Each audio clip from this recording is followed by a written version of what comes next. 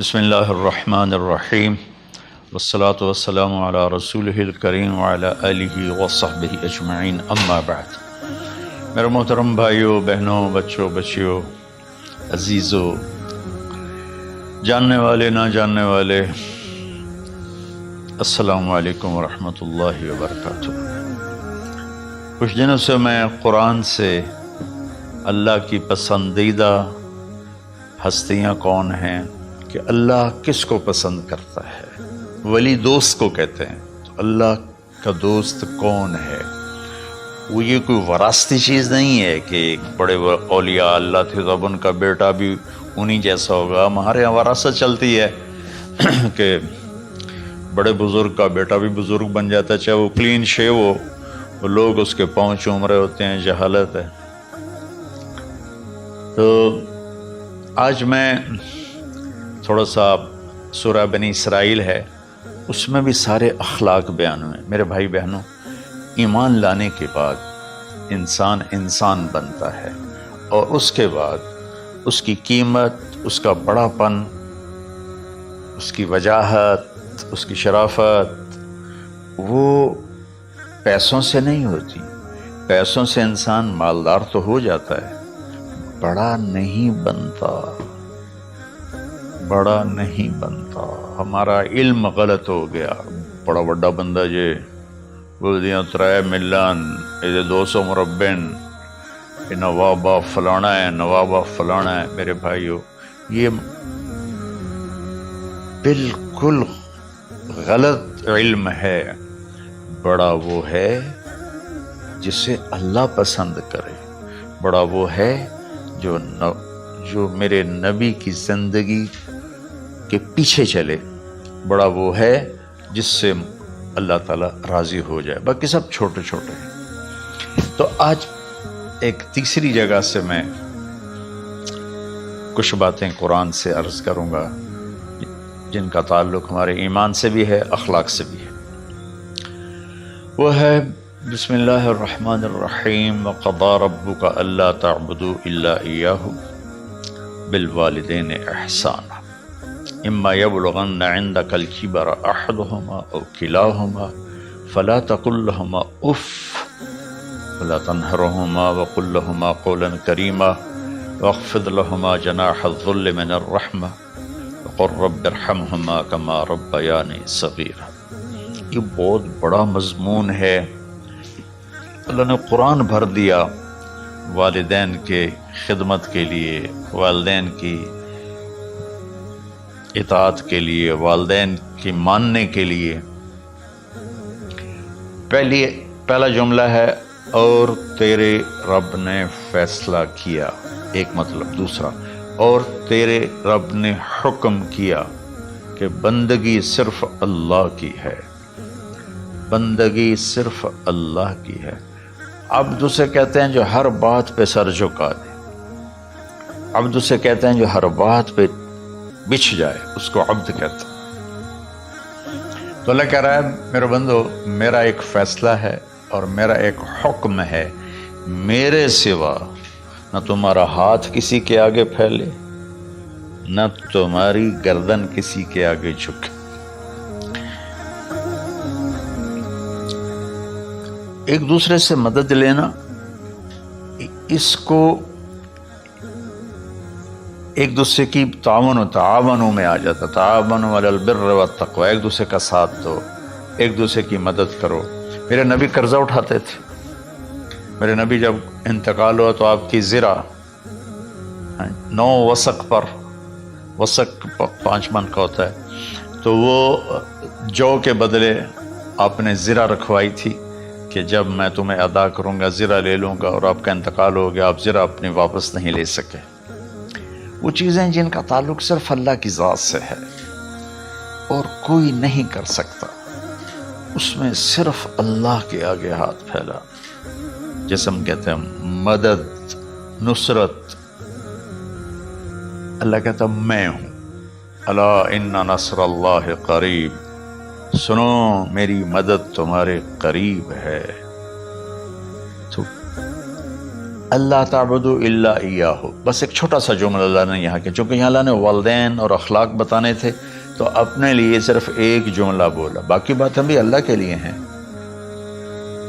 لیکن اللہ نے میری بندگی، اس بندگی سے مراد 5 وقت کی نماز نہیں ہے، حج، روزہ، زکوٰۃ نہیں ہے اس کی مراد، یہ ساری باتیں داخل ہیں، اور اس کے ساتھ 24 گھنٹے کی زندگی اللہ کی مرضی پر گزارو، نفع آئے تو شکر ادا کرو، نقصان ہو تو صبر کرو، برداشت کرو، پھر بھی شکر ادا کرو کہ میرا رب یہ کہہ رہا ہے کہ میں نے صرف اللہ سے تعلق جوڑنا ہے۔ اللہ کے نبی نے اپنے چچا زاد بھائی عبداللہ بن عباس سے فرمایا کہ یا غلام، اے نوجوان، اسی کا بکلمات فاحفظہ، میں تمہیں چند باتوں کی وصیت کرتا ہوں۔ کیا؟ احفظ اللہ، احفظ اللہ یحفظک اللہ، یحفظک اللہ، اللہ کے اوامر کی حفاظت کر، اللہ تیری حفاظت کرے گا۔ احفظ اللہ تجدہ تجاہک، تو اللہ کے اوامر، اسلام، حلال حرام کی پہچان کر کے زندگی گزار تو اللہ کو ہر وقت تو اپنی مدد کے لیے تیار پائے گا۔ اور لمبی حدیث ہے، بنا عشاء کی نماز کا وقت ہو رہا ہے، اس میں وہ جملہ جو اس میرے مضمون سے متعلق ہے، وَإِذَا سَأَلْتَ فَاسْأَلِ اللَّهِ، جب بھی مانگو اللہ سے مانگو، جب بھی مانگو اللہ سے مانگو، اللہ کے سوا کوئی دینے والا نہیں ہے، صرف اللہ ہے دینے کے لیے۔ وَإِذَا اسْتَعَنْتَ فَاسْتَعِنْ بِاللَّهِ، اور جب مدد کے لیے ہاتھ اٹھاؤ تو صرف اللہ کو پکارو، جب ضرورت حاجت کے لیے، مدد کے لیے ہاتھ اٹھاؤ تو اپنے اللہ کو پکارو۔ تو یہ حدیث کی بات بھی ہے اور یہ قرآن کی بات بھی ہے۔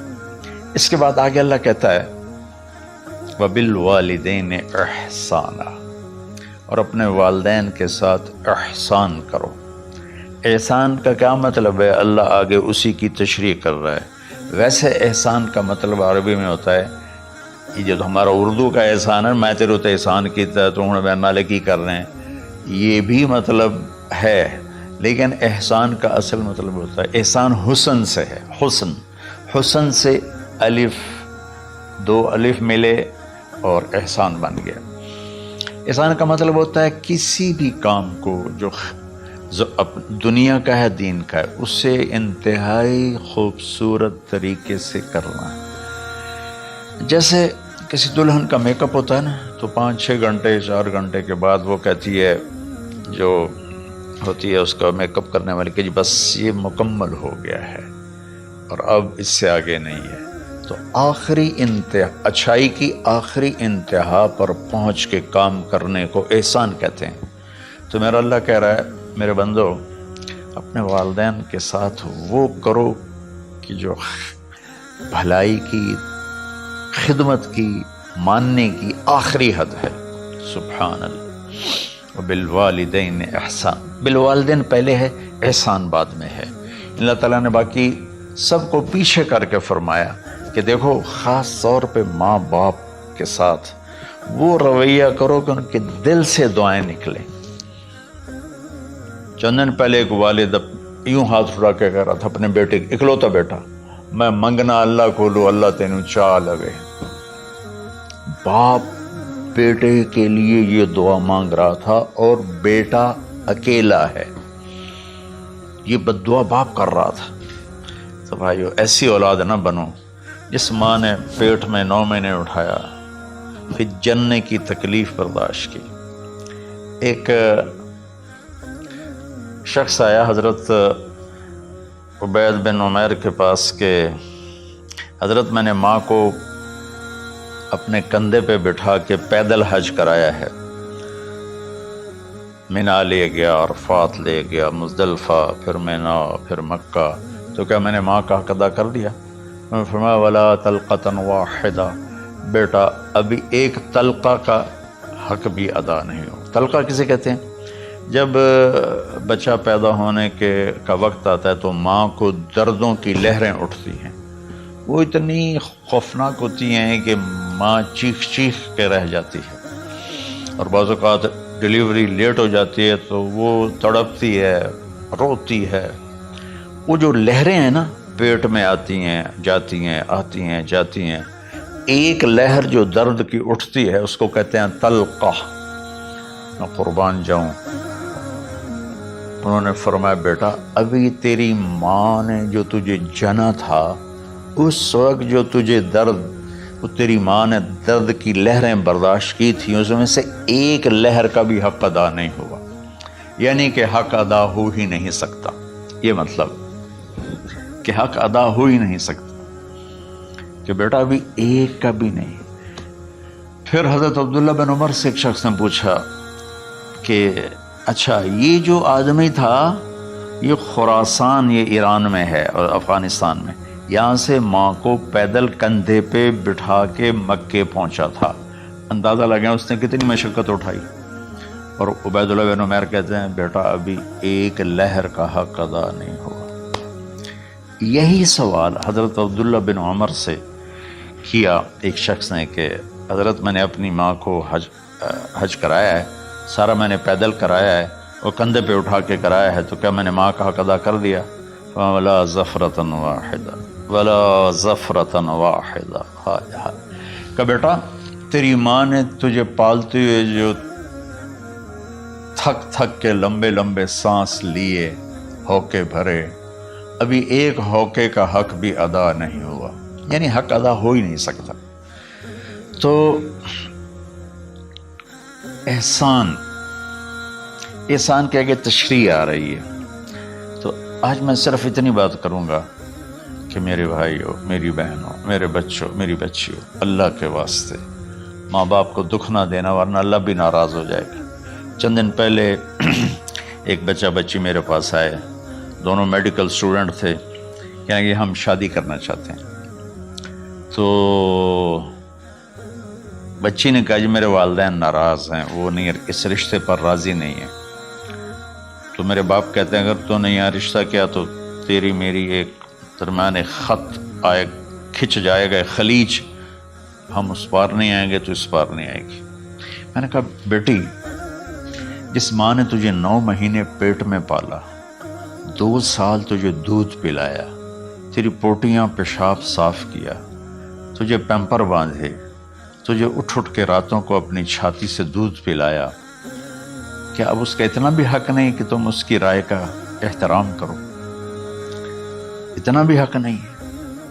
تو میں نے کہا بیٹا میری کوئی رائے نہیں ہے، تو اگر تیرے ماں باپ راضی ہیں تو بسم اللہ ضرور کر، اگر راضی نہیں ہے تو دیکھو موت تک تجھے ماں باپ کی دعا نہیں ملے گی، اور ماں باپ کی دعا نہ ملی تو کچھ بھی نہیں ملے گا۔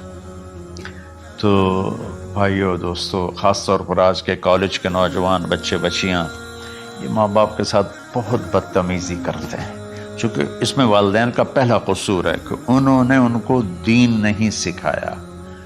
بچپن میں انگلش میڈیم سکول، پھر او لیول، پھر اے لیول، تو انہیں کیا پتہ ماں کون ہے باپ کون ہے۔ ایک پرانی بات ہے، ایک شخص اپنے بیٹے کو لے کر آیا کہ یہ میرا بچہ ہے اور یہ فلاں جگہ شادی کرنا چاہتا ہے اور ہم میں سے کسی کی رائے نہیں ہے اور یہ مانتا نہیں ہے، اور اس کے ساتھ اس نے نا دھاڑے مار کے رونا شروع کیا۔ تو میں نے بچے کو دیکھا تو یوں کر کے بیٹھا تھا، اس کا باپ رو رہا ہے، ہچ کیوں ایسے بیٹھا ہوا۔ تو مجھے اچانک خیال آیا، میں نے کہا شیخ صاحب اس کو کہاں پڑھایا تھا؟ کہا جی امریکن اسکول۔ اس کے بعد آسٹریلیا بھیجا تھا مزید تعلیم کے لیے۔ کہ شیخ صاحب اس بچے کا کوئی قصور نہیں، آپ کا قصور ہے، اس کو تو پتہ ہی نہیں میری ماں کیا ہے، میرا باپ کیا ہے۔ ایک ہماری تہذیب تھی وہ ختم ہو گئی ہے، اس میں علم نہیں بھی تھا تو ماں باپ کا۔ میں نے اپنی آنکھوں سے دیکھا، میں نے اپنے دادا کو دیکھا لیکن مجھے یاد نہیں، لیکن جو میرے دادا کے چھوٹے بھائی تھے ان کو میں سنبھلتا ہوں، ان کو میں نے دیکھا ہے، 3ری 4تھی جماعت تک میں تھا۔ 61 میں ان کا انتقال ہوا، میری 9 سال عمر تھی، تو 8 سال۔ ان کے بیٹے جوان تھے، اور ڈیرے میں جب وہ بیٹھتے تھے تو ان کے بچے ان کے سامنے نہیں بیٹھتے تھے، ان کی پیٹھ کے پیچھے بیٹھتے تھے۔ اتنا ادب تھا، حالانکہ چاروں کے چاروں دین نہیں جانتے تھے، تہذیب تھی، ثقافت تھی، جو آج کی تہذیب نے ہم سے سب کچھ چھین لیا۔ اب بھی آپ جاؤ بیٹا تھر پارکر میں گیا ہوں 2-3 دفعہ، اور وہاں مسلمان نہیں، ہندو عورتیں جب گاڑی گزرتی ہے تو گھونگھٹ کو نیچے کر لیتی ہیں، اپنا چہرے کو فوراً چھپا لیتی ہیں۔ تو خیر بہرحال میں نے کہا شیخ صاحب اس بچے کا قصور نہیں، آپ کا قصور ہے۔ تو میرے بچوں، اپنے ماں باپ کو خوش کرو، راضی کرو، ان کا راضی ہونا اللہ کی رضا ہے۔ میں اس کی تفصیل انشاءاللہ آگے بتاؤں گا، آج میں صرف اتنا ہی میں نے تمہید باندھی ہے کہ ماں باپ کا کیا مقام ہے، ان کی کیا عزت ہے۔ ایک شخص آیا، یا رسول اللہ میرا باپ میرے پوچھے بغیر میرا مال خرچ کر لیتا ہے۔ آپ نے کہا بلاؤ، چونکہ بچے کا ذاتی مال اگر ہو تو شرع کے لحاظ سے باپ پوچھ کے استعمال کرے، بغیر پوچھے استعمال نہ کرے۔ جب اسے پتہ چلا کہ میرے بیٹے نے شکایت کی ہے، تو عرب کی شاعری تو مشہور تھی، انہیں دل دل میں کچھ اشعار پڑھے۔ جو آیا تو جبریل پہلے آ گئے، یا رسول اللہ، اللہ تعالیٰ کہہ رہے ہیں آپ اس سے پوچھیں وہ شعر بتاؤ جو تیرے کانوں نے تو نہیں سنے، تیرے دل میں آئے تھے اور اللہ نے سن لیے۔ تو اللہ کے نبی نے فرمایا بھائی تیرا انشاءاللہ کیس سنتے ہیں، لیکن پہلے وہ شعر سناؤ جو تم نے تو نہیں کہے زبان سے پر اللہ نے سن لیے ہیں۔ تو آپ نے اس سے ارشاد فرمایا کہ تمہاری بات ہم سنتے ہیں باپ بیٹے کی، لیکن پہلے وہ شعر سناؤ جو تیری زبان سے ادا نہیں ہوئے، تیرے کانوں نے نہیں سنے، تیرے دل کی گونج تھی اور تیرے دل کی آہ اور فریاد تھی جو دل ہی میں گھٹ کے رہ گئی، اسے اللہ نے سنا ہے۔ وہ کہتا ہے سناؤ۔ کہنے لگا یا رسول اللہ، آپ کا رب ہر وقت ہمارے ایمان کو آپ پر زیادہ سے زیادہ بڑھاتا رہتا ہے، اس ذات کی قسم جس کے قبضے میں میری جان ہے۔ یہ چند میرے دکھ بھرے خیالات الفاظ کی شکل میں ڈھلے، لیکن میری بزم تصور میں ہی رہے اور وہیں دفن ہو گئے، باہر نہیں نکلے، میری زبان سے ادا نہیں ہوئے، میرے کانوں نے نہیں سنا، آپ کے رب نے سن لیا۔ آپ نے کہا اچھا بتاؤ تم نے کہا کیا تھا؟ تم نے کہا جی میں نے بچے کی جب سنی شکایت میری کی ہے تو میں نے کہا تھا غضوتک مولودا وعلتک یافعا تعل بما اجنی علیک وتنہل واذا ضاقتک بالسقم لیلۃ لم ابت لسقمک الا ساہرا اتململ کأنی انا المتروک دونک بالذی ترکت به دونی وعینی تحملہ تخاف الرضا نفسی علیک وإنہا لتعلم ان الموت وقت مؤجل فلما بلغت السن والغایة التي الیہ مدى ما فیک كنت اؤمل جعلت جزائی غلظة وفظاظة كأنك انت المنعم المتفضل فلیتک ان لم ترع حق ابوتی فعلت كما الجار المجاور يفعل فأولیتنی حق الجوار لم تکن علی بمال دون مالک تبخل۔ میں بھی ترجمہ کرتا ہوں۔ اس کا میرے نبی پر کیا اثر ہوا کہ آپ کا ٹپ ٹپ آنسو گر رہے تھے اور آپ کی داڑھی آپ کے آنسوں سے تر ہو رہی تھی۔ یہ اتنا فصیح کلام ہے کہ عربوں کو بھی پسینہ آ جائے گا ترجمہ کرنے کے لیے، تو میں تو عربی نہیں ہوں، لیکن یہ فخر تو حاصل ہے، بھلے ہیں یا برے ہیں، 2-4 قدم ہم بھی تیرے ساتھ چلے ہیں۔ کچھ عرصہ اہل علم کی محفلوں میں بیٹھے، کچھ زبان کی شناسائی ہوئی، تو میں اپنی کم مائگی کے ساتھ اس کا ترجمہ کروں گا۔ وہ کہتا ہے غزوتک مولودا وعلتک یافعا، تعل بما اجنی علیک و تنحل، میرے بیٹے جس دن تو پیدا ہوا ہم نے اپنے لیے جینا چھوڑ دیا، ہوئے ہوئے ہوئے ہوئے، ہم تیرے لیے جیے۔ تیری ماں تجھے دودھ پلاتی تھی، میں تیرے لیے روٹی کے نوالے لاتا تھا، میری ساری کمائی پہلی اور آخری سب تیرے اوپر لگتی تھی۔ تجھے خوش دیکھتے تھے تو خوش ہوتے تھے، تجھے روتا دیکھتے تھے تو ہم روتے تھے۔ وَإِذَا ذَاقَتْكَ بِالسُّقْمِ لَيْلَةً لَمْ أَدْلِ سُقْمَكَ إِلَّا سَاهِرًا أَتَمَلْمَلُ، جب تو کبھی بیمار ہو جاتا تھا تو تیرے سرانے بیٹھ کر ہم ساری رات روتے تھے اور دعائیں کرتے تھے، یا اللہ ہمارے بچے کو بچا لے، ہمارے بچے کو صحت دے دے۔ اس تڑپ میں ساری رات میں جاگتا تھا، تیرے لیے میں نے اپنا سب کچھ لگا دیا، اپنے لیے جینا چھوڑ دیا، اپنی خواہشات کو دبایا، تیری ہر خواہش کو پورا کیا، تجھے مسکرانے کے لیے، تجھے ہنسانے کے لیے میں دھکے دھوڑے کھاتا رہا، کبھی گرمی لو کی جھلسا دینے والی ریت اور کبھی سردی کے سرد ہوا کے تھپیڑے، لیکن میں ان دونوں سے گزرتا ہوا تجھے پالنے کی خاطر اپنے آپ کو کھپاتا رہا۔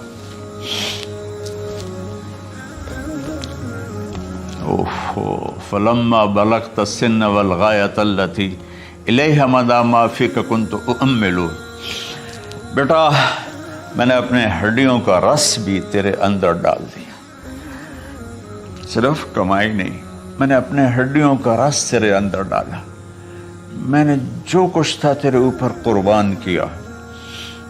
تجھے مسکراتا دیکھ کر میں اپنے غم بھولتا تھا، تجھے ہنستا دیکھ کر مجھے دکھ بھول جاتے تھے، اور پھر آہستہ آہستہ آہستہ میری ہڈیوں کا گودا، میری کمائی تیرے اندر گئی، اور تو ایک خوبصورت درخت کی طرح بڑھتا چلا گیا، بڑھتا چلا گیا، بڑھتا چلا گیا، بڑھتا چلا گیا، اور میری بڑھاپے نے کمر جھکا دی اور میں جھکتا چلا گیا، جھکتا چلا گیا۔ میرا خیال تھا کہ جیسے میں اس کی انگلی پکڑ کے چلتا تھا، اب میری باری ہے، یہ میری انگلی پکڑ کے چلے گا، جیسے میں اسے سینے سے لگاتا تھا، پیار کرتا تھا، جھولے جھلاتا تھا، باغ میں لے جاتا تھا، یہ ساری اس کی تعبیرات کے اندر داخل ہیں، الفاظ میں نہیں ہیں۔ تو مجھے خیال آتا تھا جب میں بوڑھا ہو جاؤں گا نا تو میرا بیٹا بھی مجھے ایسے ہی لے کے پھرے گا، میرا بیٹا بھی میری سنے گا۔ یہ 100 دفعہ پوچھتا تھا یہ کیا ہے، اور میں ہر دفعہ جواب دیتا تھا یہ ہے۔ تو اب میں بوڑھاپے میں اس سے بات کروں گا، یہ میری بات سنے گا، میں اس کو نوالے کھلاتا تھا، یہ مجھے روٹی کھلائے گا، میں اس کا انگلی پکڑ کے چلتا تھا، یہ میرا ہاتھ پکڑ کے چلے گا۔ میری کمر بڑھاپے نے جھکا دی اور میں ایک خشک پیڑ کی طرح ہو گیا، اور جوانی نے تیری کمر کو سیدھا کیا اور تو ایک تر و تازہ درخت بن گیا۔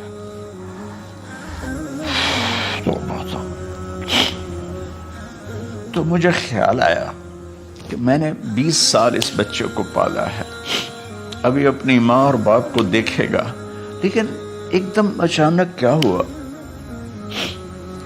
فلما بلغت السن والغایۃ التی الیہا مدی ما فیک کنت اؤمل، جب تو اس عمر کو پہنچا جس میں ہماری امیدیں تیرے ساتھ لگ گئیں، ہمیں بڑھاپے نے بے آسرا کر دیا اور تیری جوانی نے تجھے ہمت دے دی، تب ہمارا خیال آیا کہ اب یہ ہمارے ساتھ وہی کرے گا جو ہم نے اس کے ساتھ کیا۔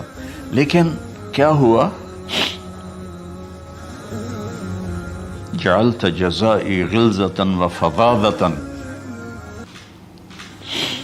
کأنک انت المنعم المتفضل، تو اتنا بدتمیز ہوا، تیری زبان چھری بن گئی، تیرا رویہ زہر بن گیا، اور میری ساری زندگی کی محنت کا بدلہ تو نے مجھے نافرمانی سے دیا، بد اخلاقی سے دیا، بدتمیزی سے دیا۔ میں حیرت بھری نظروں سے تجھے دیکھتا رہا اور میں اپنی پچھلی 20 سالہ زندگی کو جھٹلاتا رہا کہ میرا خیال میں اس کا نوکر ہوں اور یہ میرا مالک ہے، میں اس کا باپ نہیں، میں اس کا نوکر ہوں۔ کیونکہ ماں باپ کے ساتھ ایسا کوئی نہیں کرتا ہے، یہ میرا مالک ہے اور میں اس کا نوکر ہوں، اس لیے مجھے ڈانٹ رہا ہے۔ کتنے بچوں کو میں نے یہ کہتے سنا اپنے باپ کو، تو میرے واسطے آج تک کیتا کی، تو میرے واسطے آج تک بنایا کی۔ اور جو آپ بے بسی کی تصویر بنا ہوتا تھا وہ شکلیں بھی میرے سامنے ہیں۔ ہمارا دیہاتی ماحول زمیندارہ ماحول ہے، نہیں اب تو شہروں میں بھی یہی حال ہے۔ جس نے وہ لیول اے لیول کیا ہے اسے کیا پتہ ماں کسے کہتے ہیں، باپ کسے کہتے ہیں۔ تو میں نے اپنی آنکھوں سے باپ کی بے بسی اور بیٹے کا غرانہ ایک دفعہ نہیں کتنی دفعہ دیکھا۔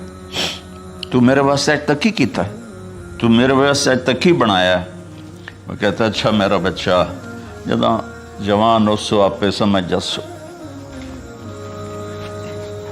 جبریل انسانی شکل میں آئے کہ یا رسول اللہ کچھ سوال کی، قیامت کب آئے گی؟ کہا اللہ کو پتہ ہے۔ کہا کوئی نشانی؟ فرمایا جب دیکھو کہ بیٹیاں بھی ماؤں کو نوکر کی طرح دھتکار رہے ہوں تو سمجھنا قیامت آنے والی ہے۔ کچھ عرصہ پہلے ایک بچی اور ماں، تو ماں کچھ بات کر رہی تھی اور بیٹی کہہ رہی تھی بھوک نہیں بھوک نہیں، اور اس کی ماں کے خون سے بھرے ہوئے آنسو بہ رہے تھے اور اس کی ہچکیاں لگ رہی تھی کہ یہ وہ ہے جس کو میں نے اپنے پیٹ سے جنا اور اپنی چھاتی کا دودھ پلاتے پلاتے پلاتے میں نے کتنی تکلیفیں برداشت کی،